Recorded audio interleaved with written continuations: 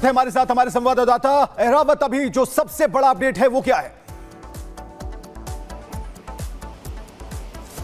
जहां इस वक्त हम मौजूद है, लगातार जिस तरह से हम कल रात से देख रहे हैं किस तरह से ऑपरेशन को और तेज कर दिया गया है, और यहां पे मेरी विजय आपको एक्सक्लूसिव विजुअल्स दिखा रहे हैं किस तरह से बाकी जो नियर बाई विलेज है, जो अटैक स्पॉट है, वहां पर किस तरह से अभी कॉर्डन एंड सर्च ऑपरेशन को तेज कर दिया गया है। आप देख सकते हो राष्ट्रीय राइफल्स के जवान किस तरह से यहां पे जो अपनी ओर संभाले हुए हैं, और ये वो घना इलाका है जहां पे आशंका जताई जा सकती है कि यहां पे मिलिटेंट छुपे हो सकते हैं, क्योंकि हमने कल रात से देखा किस तरह से यहां पे सर्च ऑपरेशन बड़े पैमाने पे चल रहा है। वही दूसरी खबर इस वक्त की जो बड़ी आ रही है वो है जम्मू एयरपोर्ट में अभी नेशनल इन्वेस्टिगेशन एजेंसी की टीम पहुंची है, जो कुछ ही टाइम के बाद यहां पर स्पॉट पे पहुंचेगी। हालांकि अगर इस टीम की अगर बात की, आईपीएस रैंक ऑफिसर जो है वो इस नेशनल इन्वेस्टिगेशन टीम को लीड कर रहा है, और कुछ ही टाइम के बाद यहां पर वो पहुंच रहे हैं। हालांकि सूत्रों के हवाले से अगर हम बात करें, जिस तरह से पता लगाया जा रहा है क्या कोई लोकल हैंड इस पे है, क्या लोकल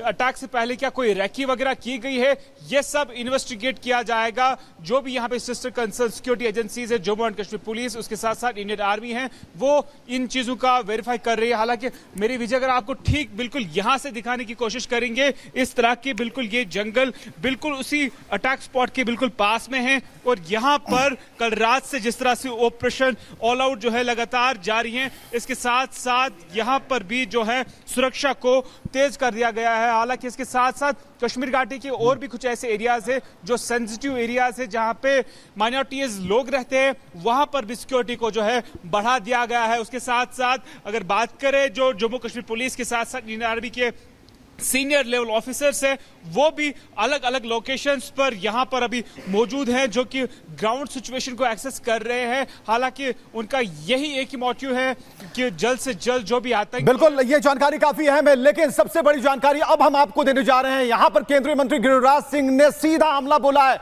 उन्होंने कहा है कि सपोर्ट तो मिल रहा है तो घटनाएं तो जरूर होंगी। तो एक बड़ा आरोप लगाया गया है गिरिराज सिंह की तरफ से। उमर सरकार पर उन्होंने हमला बोला, और उन्होंने साफ तौर पर कहा है गांदरबल आतंकी हमले पर गिरिराज सिंह ने कहा कि हमला होगा अगर उन्हें सपोर्ट मिलेगा। सरकार पर सीधा हमला उन्होंने कर दिया है। गांधी से पूछता हूं और फारूक अब्दुल्ला से, जब आतंकवादियों के समर्थन देने वाली पार्टी की सरकार हो तो ये घटना होना स्वाभाविक है। इनकी जुबान तो खुलेगी नहीं। हिंदू अगर मारा गया है और आतंकवादी हुआ है, सरकार तो अब उन्हीं की है। उमर अब्दुल्ला मुख्यमंत्री, राहुल गांधी संरक्षक, फारूक अब्दुल्ला डायरेक्टर, अब पाकिस्तान से बात करेंगे। दुर्भाग्य है जिस कश्मीर को मोदी जी ने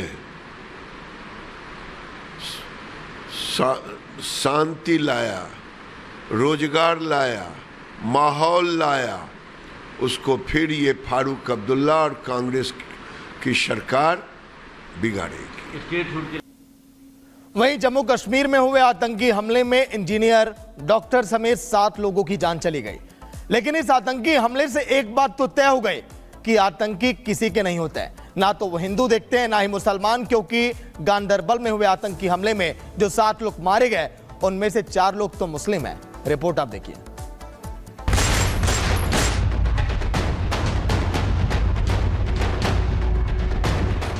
जम्मू कश्मीर के गांदरबल में आतंकियों ने प्रवासी मजदूरों को निशाना बनाकर गोलियां चलाई तो चारों तरफ शव ही शव बिखरे नजर आने लगे और मच गई चीख पुकार। आतंकियों ने गोलियां बरसाकर जिन 7 निर्दोष लोगों को मौत के घाट उतार दिया, उसमें बिहार के रहने वाले फहीम नासिर, मोहम्मद हनीफ कली, जबकि मध्य प्रदेश के रहने वाले अनिल शुक्ला, जम्मू के शशि अब्रोर, पंजाब के गुरमीत सिंह और कश्मीर के डॉक्टर शाहनवाज शामिल है।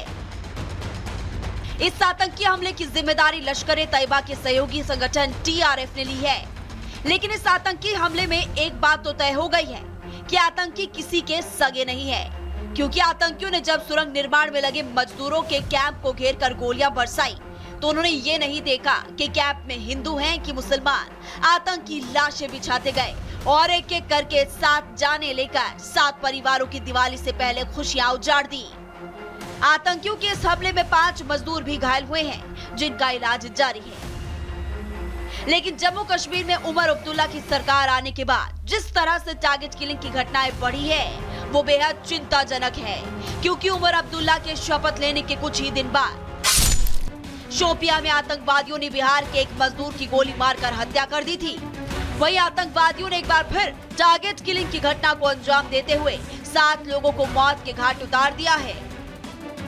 लेकिन इस बार हुई इस घटना ने अब्दुल्ला सरकार पर सीधे तौर पर सवाल खड़े कर दिए हैं। सवाल इसलिए भी क्योंकि आतंकी हमला जिस जगह पर हुआ वो इलाका सीएम उमर अब्दुल्ला के चुनावी क्षेत्र गांदरबल विधानसभा में आता है। इसलिए सवाल उठाए जा रहे हैं, क्या जम्मू में नेशनल कॉन्फ्रेंस की सरकार आने के बाद आतंकी बेखौफ हो गए? आखिर अचानक से टारगेट किलिंग की घटनाएं कैसे बढ़ गई है? ये वो तमाम सवाल है जो सीएम उमर अब्दुल्ला से किए जा रहे हैं। हालांकि कश्मीर में बढ़ती टारगेट किलिंग की घटनाओं को लेकर गृह मंत्रालय सख्त हो गया है।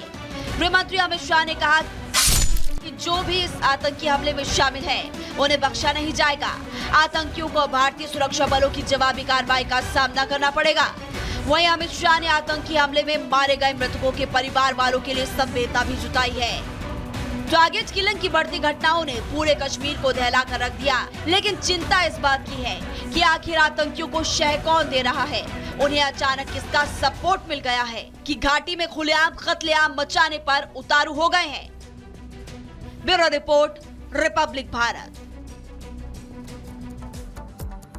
आतंकी हमले में मारे गए जो लोग थे उसमें शशि अबरोल का भी परिवार था, और शशि अबरोल के परिवार के पास रिपब्लिक भारत की जब टीम पहुंची तो अपनी जो सारी बातें थी परिवार के लोगों ने साझा की हैं। गांदरबल में हुए आतंकी हमले में जम्मू के रहने वाले शशि अबरोल जो हैं उनकी शहादत हुई है। हमारे उसके परिवार के साथ मौजूद हैं, उनकी माँ हमारे साथ मौजूद हैं। माता जी, क्या हुआ था, कब आपको इस बारे में पता चला? सुबह चला है, रात को ही पता चल गया। वैसे कहते हैं सुबह पक्का पता चलेगा आपको 7 बजे। तो कल आपकी आखिरी बात हुई थी उनके साथ? नहीं, बहू की हुई उसकी। क्या बता रहे थे वो? बात कर रहे थे, फिर बहू कहने लगी मैं मंदिर जा रही हूँ तो आकर मैं बातें करती हूँ।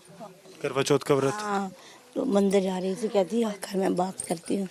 जब वहाँ से आई तो अर्घ देते ना, अर्घ देने लगी तो फ़ोन किया, उसने फ़ोन नहीं उठाया। जब फ़ोन करती गई नहीं उठाया।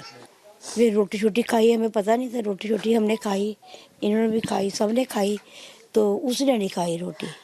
आप देवरानी हैं, क्या हुआ था, कब आपको पता चला? कल भाभी ने 6 साढ़े 6 बजे भाभी की बात हुई भैया के साथ। भाभी तैयार भी बता रही थी, तो भैया बोलते बात कर, कहते मैं मंदिर लेट हो रही, मैं आके आपसे बात करती हूँ। बस जैसे आए तो उसके बाद भैया ने फ़ोन ही नहीं उठाया। मेरे को बोलने लगे ईशा फ़ोन नहीं उठा रहे हैं। मैंने बोला नहीं भाभी, ऐसे कोई काम होगा भैया को, तो इसलिए नहीं उठा रहे, आप टेंशन नहीं लो।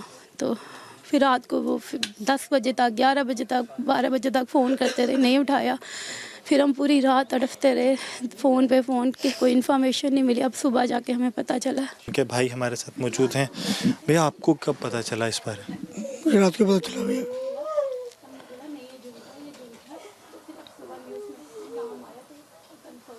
क्योंकि ये तो सिर्फ अपना काम कर रहे थे, वहाँ पे आतंकियों द्वारा निशाना बनाया। क्या चाहते हैं, क्या सज़ा मिले? सज़ा मिले, कुछ बोलने की नहीं। आप समझ सकते हैं कि परिवार जो है वो कुछ बोलने की हिम्मत नहीं है। परिवार के सभी सदस्य जो हैं वो यहाँ पर मौजूद हैं, और कोशिश परिवार का ये कहना है कि वो चाहते हैं कि न्याय जो है वो मिले। लगातार ये मांग जो है परिवार के सदस्य